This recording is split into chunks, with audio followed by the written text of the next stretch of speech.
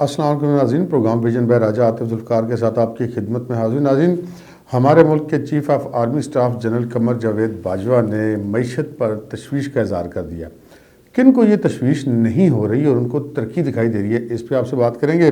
اور پھر جناب ہمارے کچھ اینکر صاحبان آج کل معافیاں مانگتے پھر رہے ہیں، بڑے اقبال جرم اپنے اعترافات کر رہے ہیں، وہ کیا معاملہ ہے اس پہ بات کریں گے۔ اور پھر 20 نومبر کے بعد کیا ہونے جا رہا ہے اس پہ بات کریں گے۔ اور پھر جناب ایک وفاقی وزیر کی سنا ہے وزارت بڑے خطرے میں ہے، وہ ہاٹ واٹرز میں ہے، وہ کون ہیں اور کیوں ان کی وزارت خطرے میں ہے، اس پہ بات کریں گے۔ مگر اس سے پہلے کہ ہم اپنے پروگرام کو آگے بڑھائیں، آپ سے گزارش ہے کہ اگر ابھی تک آپ نے ہمارا چینل سبسکرائب نہیں کیا تو پلیز کر لیجئے، ساتھ ہی بیل آئیکن بھی دبا دیجئے تاکہ جو ہی ہمارا کوئی پروگرام اپلوڈ ہوتا ہے تو اس کو نوٹیفیکیشن فوری طور پر آپ کو موصول ہو سکے۔ پروگرام کا باقاعدہ آغاز کرتے ہیں جی۔ قومی سلامتی کمیٹی کا کل جو اجلاس تھا پارلیمنٹ میں، وہاں پہ ساری پارلیمانی پارٹیوں کے نمائندوں نے شرکت کی، آرمی چیف صاحب شریک ہوئے، ڈی جی آئی سے شریک ہوئے، انہوں نے وہاں پہ بریفنگ دی شرکاء کو، بہت سارے معاملات پہ بریفنگ دی، افغانستان کے معاملات پہ بریفنگ دی گئی، جو کالعدم ٹی ٹی پی کے ساتھ مذاکرات ہیں ان کے حوالے سے کافی ساری بات کی گئی۔ یہ ساری ڈیٹیلز ہم آپ کو کل دے چکے ہیں، آپ دیکھ چکے ہوں گے، آج کے اخبارات بھی موجود ہیں۔ لیکن جو امپورٹنٹ بات ہے وہ ایک ہے، وہ یہ ہے کہ جب پچھلی حکومت تھی مسلم لیگ نون کی تو اس وقت ہماری جی ڈی پی گروتھ 5.8 پر تھی، اور یہ توقع کی جا رہی تھی کہ جب وہ حکومت اپنی ٹینیور پورا کرے گی تو شاید وہ 7 تک پہنچ جائے گی۔ لیکن بہرحال اس دوران ایک سٹیٹمنٹ آیا کہ جی اگر معیشت بری نہیں ہے تو اچھی بھی نہیں ہے۔ خیر اس کے بعد پھر یہ تبدیلی والی حکومت آ گئی اور تبدیلی کی ہوائیں جو چل رہی تھیں وہ پھر چل پڑیں اور پھر تبدیلی کی حکومت آ گئی۔ پھر تبدیلی یہ آئی کہ وہ گرتی گرتی معیشت ہماری -0.4 تک چلی گئی۔ ابھی پھر وہ واپس تھوڑی سی بہتر ہوئی ہے، لیکن وہ کہتے ہیں کہ جو اعداد و شمار ہیں وہ بتائے کچھ جا رہے ہیں کچھ ہیں۔ بہرحال جو لوگ یہ کہہ رہے تھے کہ نہیں معیشت بڑی بہتر ہے، صرف تانوں پتہ نہیں لگ رہا، تو وہ خیر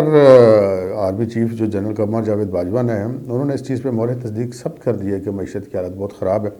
اور انہوں نے کہا ہے کہ اس پہ تشویش کا اظہار کیا ہے۔ کل قومی سلامتی کے اجلاس کے دوران جو گفتگو ان کی پارلیمنٹیرینز کے ساتھ ہوئی اس دوران، تو یہ جو لوگ کہتے تھے کہ جی یہ معیشت بڑی اچھی جا رہی ہے اور پاکستان تو بس اب جب سے ویسے یہ حکومت آئی ہے ہم یہی سنتے ہیں ہمارے وزیر اعظم صاحب کے منہ سے بھی، اور ان کے ہم نواؤں جو وزراء، ان کے ترجمان، ان کے ہمدرد، وہ یہی کہتے ہیں کہ جناب یہ بس یہ مہینہ مشکل ہے، یہ 2 مہینے مشکل ہے، یہ 4 مہینے مشکل ہے۔ اور جناب بلکہ ایک دفعہ واڈا صاحب نے کہا کہ یہ بس ہفتوں کی بات ہے، 1-2 ہفتوں کی بات ہے، تو پتہ نہیں کیا ہو جائے گا۔ وہ کچھ نہیں ہوا، معیشت ہماری بدستور نیچے جا رہی ہے، اور ابھی بھی بدستور نیچے ہی جا رہی ہے۔ جو مہنگائی کی حالیہ لہر آئی ہے اس میں ہم نے دیکھا کہ جناب بڑے لوگ بیرون ملک مقیم جو پاکستانی ہیں ان کو لالا کے تحریک انصاف کے پیجز پر ان کے ویڈیوز ریکارڈ کر کے ڈالی گئی اور بعد میں اتار بھی دی گئی، جس میں وہ پاکستان کی شہریوں کو یہ بتانے کی کوشش کر رہے تھے کہ جناب باہر تو آپ سے بہت زیادہ مہنگائی ہے، بہت برے حالات ہیں، پاکستان میں تو پھر آپ بڑے، وہ پنجابی میں کہتے ہیں ستہ نوراں چو۔ تو وہ گزارش یہ ہے کہ اگر پاکستان کے اندر اتنے اچھے حالات ہیں یا کم از کم باہر کی نسبت مہنگائی کم ہے، تو یہ جو سارے لوگ ہیں وہ کہتے ہیں جی وہاں پہ بھی چیزیں بڑی مہنگی ہیں، تو وہاں پہ اگر آمدن زیادہ ہے تو چیزیں بھی بڑی مہنگی ہیں، تو بھائی صاحب ادھر تسی کی کر رہے ہو؟ آپ کو کیا ضرورت ہے وہاں پہ پردیس کاٹنے کی؟ واپس اپنے وطن میں تشریف لے آئیں، یہاں پر تو جناب وہ نیا پاکستان بن چکا ہوا ہے، آ جاؤ، اور اگر نہیں آتے تو پھر مہربانی کرو لوگوں کو آپ جو مس گائیڈ نہ کریں۔ خیر اب ایک اور معاملے بات کر لیتے ہیں کہ آج کل ایک نیا ٹرینڈ چلا ہوا ہے۔ نیا ٹرینڈ یہ چلا ہے کہ جو یہ تبدیلی سرکار کے جو حمایتی لوگ تھے، یہ جو سونامی کے حمایتی تھے، خصوصاً ہمارے جو بعض اینکر صاحبان ہیں، میں اینکرز کہہ رہا ہوں، صحافی کی بات نہیں کر رہا، اب کچھ اینکر صحافی ہیں کچھ نہیں ہیں، یہ ایک الگ ڈیفینیشن ہے، لیکن بہرحال کچھ ایسے لوگ ہیں جو یہ کر رہے ہیں کہ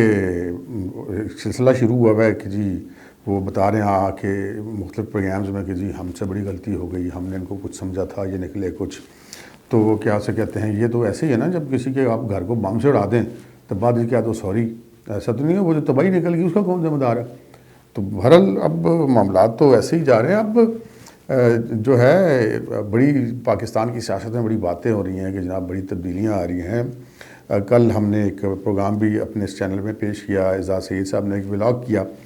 جس میں ایک جیسے کہتے ہیں ایک علامتی سا ولاگ تھا وہ، جس میں انہوں نے بتایا کہ جو جنرل ندیم رضا ہیں chairman joint chiefs of staff committee, وہ آذربائیجان کے قومی دن کی تقریب میں شریک تھے، اور وہاں پر ان کی نظر پڑ گئی مسلم لیگ نون کے رکن قومی اسمبلی اور سابق اسپیکر سردار ایاز صادق پر۔ وہ اپنی سیٹ سے اٹھ کے گئے پیچھے، ان کو جا کے ملے، ان کو بازو سے پکڑ کے آگے لائے اپنے ساتھ سیٹ پہ دکھایا، پھر کیک کٹوانے میں بھی ان کو اپنے ساتھ رکھا۔ تو یہاں پہ جناب بہت ساری طرف چلی ہیں، وہ کہتے ہیں ٹلیاں بج گئی ہیں، ٹلیاں کھڑک گئی ہیں، چھوٹی چھوٹی علامتیں ہوتی ہیں۔ پھر ہم پہلے بھی سن رہے تھے کہ جناب لندن میں بھی کوئی مذاکرات چل رہے ہیں، کچھ بات میاں صاحب نے بھی لچک دکھائی ہے، کچھ معاملات بہتری کی طرف جا رہے ہیں، اور کچھ ایسی باتیں سننے میں آ رہی ہیں کہ جی مارچ سے لے کے نیکسٹ جو ہے 2022 میں مارچ سے لے کے جون کے دوران کسی وقت جو ہے وہ الیکشن ہو سکتے ہیں، اور اس سے پہلے پرائم منسٹر چینج ہو سکتا ہے، اسمبلیاں توڑ سکتا ہے۔ بہت ساری چیزیں جو ہیں یہاں پر اسلام آباد میں گردش کر رہی ہیں، لیکن ایک چیز جو ہے وہ بڑی امپورٹنٹ ہے کہ جو مسلم لیگ نون کی جو قیادت ہے پاکستان کے اندر، جو موجود قیادت ہے، وہ جیسے شہباز شریف صاحب ہیں، چاہے وہ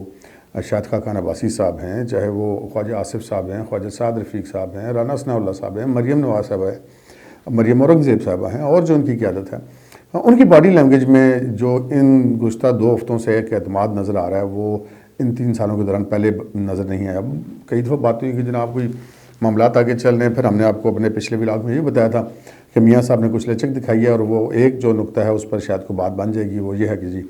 ایک فیئر الیکشن دیا جائے، اس کے علاوہ وہ کچھ نہیں مانگتے۔ لیٹس سی کیا ہوتا ہے، لیکن معاملات جو ہیں وہ کچھ نہ کچھ ہے جس کی پردہ داری ہے، اور 20 نومبر کی ڈیٹ اس میں بڑی امپورٹنٹ ہے، کیونکہ مسلم لیگ نون نے اور جو پی ٹی ایم نے جو اپنی تحریک شروع کرنی ہے، وہ میں نے خیال ہے 20 تاریخ کو پشاور سے کرنی ہے۔ انہوں نے 20 تاریخ کیوں رکھی ہے اور پشاور کیوں رکھا ہے، اے صاحب تسی آپ لا لو، لیکن بہرحال یہ لگ رہا ہے کہ نومبر کے اینڈ سے جو تاریخ شروع ہوگی وہ دسمبر تک بہت زیادہ اپنے عروج پر پہنچے گی، اور دسمبر کی سردی میں خاصی سیاسی گرمی پیدا کر سکے گی۔ اب آ جاتے ہیں جناب ایک وزیر صاحب کی وزارت خطرے میں۔ وزیر صاحب وہ کہتے ہیں نا کہ وہ نہ ادھر کے رہے نہ ادھر کے، وہ گیٹ نمبر 4 کے حوالے سے تو ایک ہی وفاقی وزیر میں مشہور ہیں، ان کا نام ہے شیخ رشید احمد۔ شیخ رشید احمد صاحب کے ساتھ مسئلہ یہ ہے کہ جی ساری عمر وہ الیکشن تو لڑتے رہے پنڈی سے، اگرچہ کہ وہ لوگوں کو جو پنڈی کو نہیں جانتے ان کو اس قسم کے تاثرات دیتے ہیں کہ شاید جی ایچ کیو ان کی حلقے میں آتا ہے، جبکہ ایسا کوئی چکر نہیں ہے۔ ان کا حلقہ بالکل شہری ہے جہاں پہ کوئی فوجی آبادی یا کوئی اور ایسا سرکاری دفتر نہیں آتا۔ بہرحال وہ ہمیشہ الیکشن لڑتے ہیں، اور وہ ہر دفعہ ان کو کسی نہ کسی کے کندھے کی ضرورت ہوتی ہے۔ آپ جب سے وہ الیکشن لڑنا شروع ہیں، آپ 85 سے دیکھ لیں، پہلے وہ مسلم لیگ، پھر آئی جے آئی، پھر مسلم لیگ نون، اور پھر مسلم لیگ کاف یعنی کہ پرویز مشرف، ان کے کندھے پہ